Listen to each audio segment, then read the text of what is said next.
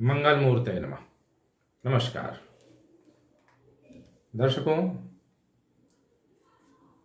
आजकल देखने को मिलता है कि छोटे छोटे विवाद में भी अकारण, जिनका कोई दोष नहीं होता, ईर्ष्या और क्रोधवश लोग शिकायत करते हैं, जिसमें उन्हें जिन्होंने अपराध नहीं किया हो उन्हें भी जेल जाना पड़ता है।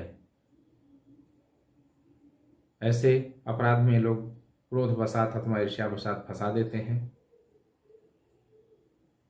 ऐसे लोगों के लिए हम एक बड़ा ही प्रभावकारी सुंदर हनुमान जी का प्रयोग बताते हैं। इस प्रयोग को करने से निश्चय ही निरपराधी लोग आरोप के सहित कारागार से, जेल से मुक्त हो जाते हैं। यह प्रयोग पूर्ण रूप से कारागार से मुक्त करा देता है। यह हनुमान जी का साबर मंत्र है, जिसे सबसे पहले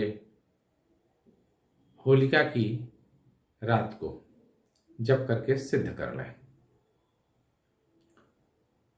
उसके बाद आवश्यकता पड़ने पर प्रयोग करें। जब होलिका में आग लगा दी जाए उसके बाद अपने घर में स्नान करें। स्नान करने के बाद सुंदर साफ सुथरा और आरामदायक वस्त्र पहने। पहले से ही धो करके सुखा करके एक आसन रख लें। उस आसन को, धुले हुए आसन को बिछा करके उस आसन पे बैठें। सामने एक छोटी चौकी लगा लें। चौकी के ऊपर सफ़ेद रंग का कपड़ा बिछा लें अथवा लाल रंग का बिछा लें। उस पर लाल रंग के चावल से अष्टदल बनाएं। अष्टदल बनाने के लिए सबसे पहले बीच में चावल से एक गोला बनावें। गोला के चारों तरफ, चारों दिशाओं में और चारों कोनों में एक एक पत्र बनावें।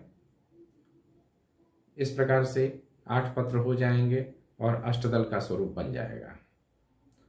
अष्टदल बना लेने के बाद उस अष्टदल के मध्य गोले में एक दीवा लगावें।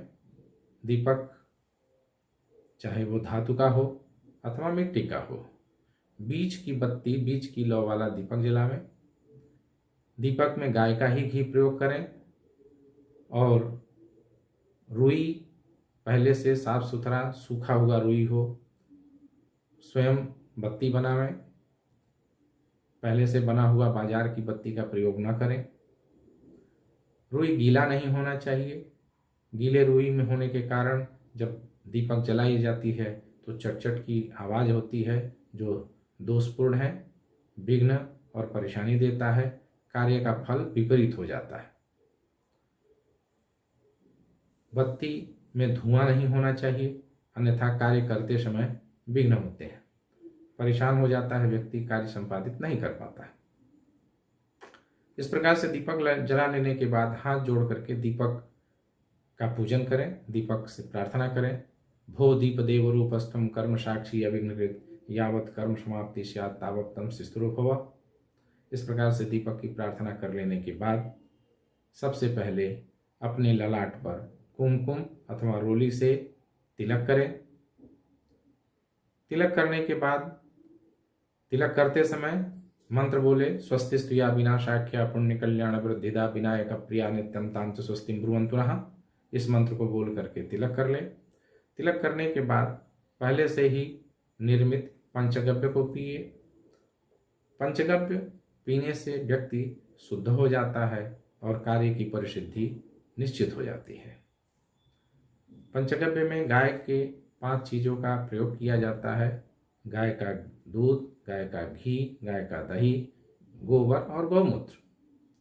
इसके बनाने की विधियों को पहले से जान लें और उस विधि से बना करके और छान करके रख लें। कपड़े से न छानें।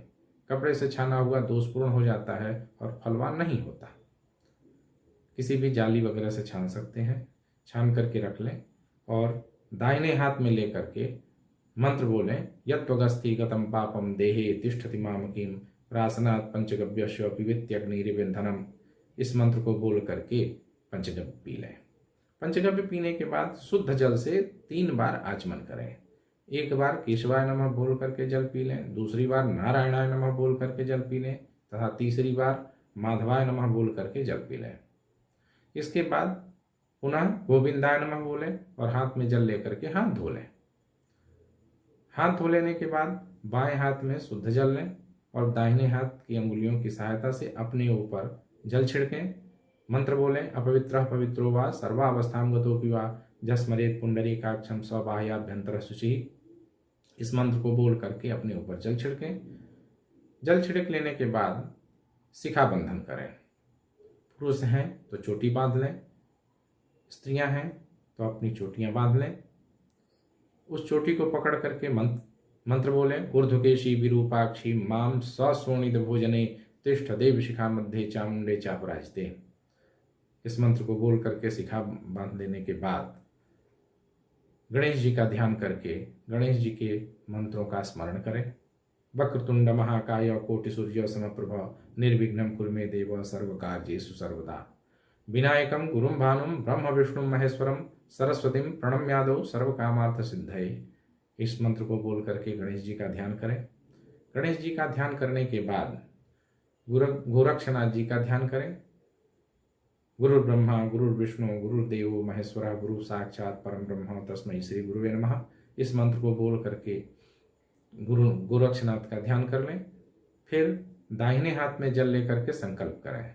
संकल्प में देश काल समय विषय परिस्थिति कामना सभी का सम्मिश्रण करके संकल्प बनता है। यदि पूरा ना बोलने आए तो केवल इतना ही बोलें, वो मध्य, फिर अपना नाम उच्चारित करें, फिर जिसको कारागार से छुड़ाना हो उसका नाम बोलें, फिर समस्त आरोप समाप्ति पूर्व का बंदी मोचन मंत्र जपम करिष्ये। इस संकल्प को करने के बाद दाहिने हाथ में जल लेकर के फिर से विनियोग करें। विनियोग करने में बोलें, होमस्य व्यापार बंदी मोचक मंत्रस्य गोरक्षसी बृहति छंदः हनुमान देवता कारागार बंदी मोचक मंत्र जपे विनियोगा।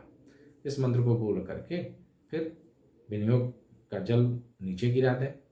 बाद में माला को हाथ में लेकर के माला प्रार्थना करें। माम माले महामाये सर्वशक्ति स्वरूपिणी चतुर्वर्ग स्वयं न्यस्तस्नान में सिद्धता भव। इस प्रार्थना को बोलें। इसके बाद माला प्रार्थना करने के बाद हनुमान जी का ध्यान करें और ज्वाला को देखते हुए ज्वाला में हनुमान जी का ध्यान करते हुए लिखे हुए मंत्र, डिस्क्रिप्शन में लिखे हुए मंत्र को 10 माला 1008 बार 10 माला जपें। उसके बाद प्रतिदिन 10 माला जपने के बाद माला को सिर में रखें। सिर में रखने के बाद फिर प्रार्थना करें। प्रार्थना करके माला को चौकी पे स्थापित कर दें। फिर दाहिने हाथ में जल लेकर के गुह्याति गुह्य गुप्ता त्वं गृहाणास्मत् कृतं जपम सिद्धिर्भवतु मे देव तत्प्रसादान परमेश्वर। इस मंत्र को बोल करके जो जप है उसे हनुमान जी को समर्पित कर दें। बाद में अपराध क्षमापन स्तोत्र का पाठ करें। अपराध क्षमापन स्तोत्र का पाठ अवश्य निश्चय ही करना चाहिए। उससे कर्म के दौरान जो गलतियां हो जाती हैं वह देवता क्षमा कर देते हैं और कर्म फल की प्राप्ति हो जाती है, मंत्र सिद्ध हो जाता है। इस प्रकार से होलिका दहन वाले दिन इस मंत्र को सिद्ध कर लें। सिद्ध कर लेने के बाद इस मंत्र को जब प्रयोग करना हो तो सबसे पहले गुड़ के रस में आटे को घोल करके पुआ बनावें। उस पुआ को एक थाली में रख करके उस पुए के ऊपर जिसका बंदी मोचन कराना हो उसका नाम लिखें। नाम लिख करके उसी पर गंधाक्षत पुष्प चढ़ा करके पूजन करके फिर इस मंत्र का 10 माला जप करें। फिर उस मंत्र के जब पूरा हो जाए 10 माला तो उस पुआ को ले जा करके किसी चौराहे पर रख दें, फिर चले आवें। इस प्रकार से प्रतिदिन जप करते रहें। 125 दिन इसको जप करें। 126वें दिन जप नहीं करना है, किसी कुमारी कन्या को बुला करके उसे पुआ का भोजन करावें और प्रचुर दान दक्षिणा दे के उसे प्रसन्न करें और उसे आशीर्वाद लें। वह आशीर्वाद में कह दे, जिस व्यक्ति के मोचन का नाम ले उसका नाम लेकर के कि हाँ वो छूट जाएगा। फिर इस कार्य का वहीं समापन कर दें। आप देखेंगे कि आश्चर्यजनक ढंग से उस व्यक्ति के सारे आरोप समाप्त हो जाते हैं और वह कारागार से छूट करके घर चला आता है। इस प्रयोग को करके लाभ ले सकते हैं। धन्यवाद।